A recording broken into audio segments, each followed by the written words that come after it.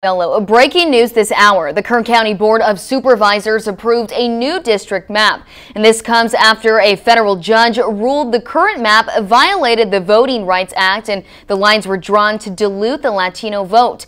Eyewitness News reporter Kristen Powers is live from the federal courthouse downtown with what happens next. Kristen.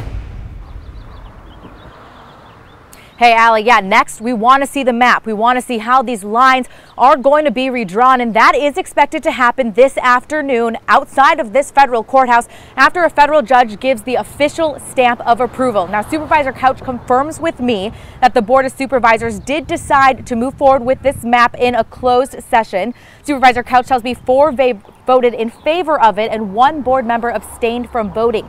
The map they approved came out of a settlement conference on Wednesday between the county and the Mexican American Legal Defense and Educational Fund, or MALDEF.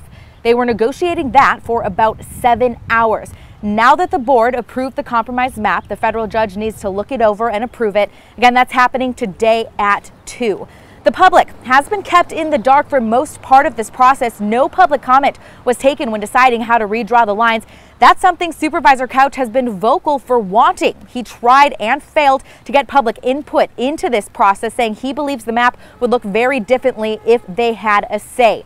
Today, before the board took the vote in closed session, several people expressed their frustration with this, calling for transparency. But board members said their hands were tied because the court ordered them to redraw the lines and to do it fast.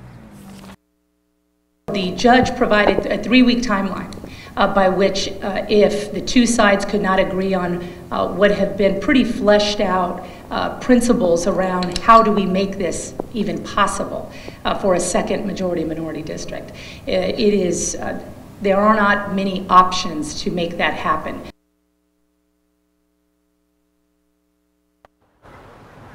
There is expected to be quite a bit of a political shakeup with these new lines. Again, we are expected to see that map this afternoon. As soon as you see it, we'll bring you the latest updates on what you can expect for your districts. In downtown Bakersfield, I'm Kristen Powers, Eyewitness News. Back to you.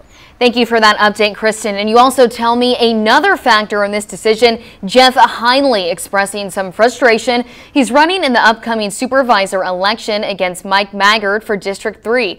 And before the closed session vote, he expressed concern the new boundaries are drawn to kick him out of the district. This is calculated and orchestrated by my opponent and some other people on the board. That's what's going through my head, and I have no recourse but to think that because the whole process was behind closed doors. Well, Heinley says he wrote a letter to the federal judge this morning about his concerns, and we've reached out to his opponent, incumbent Mike Maggard, who said he won't say anything until after the official map is released.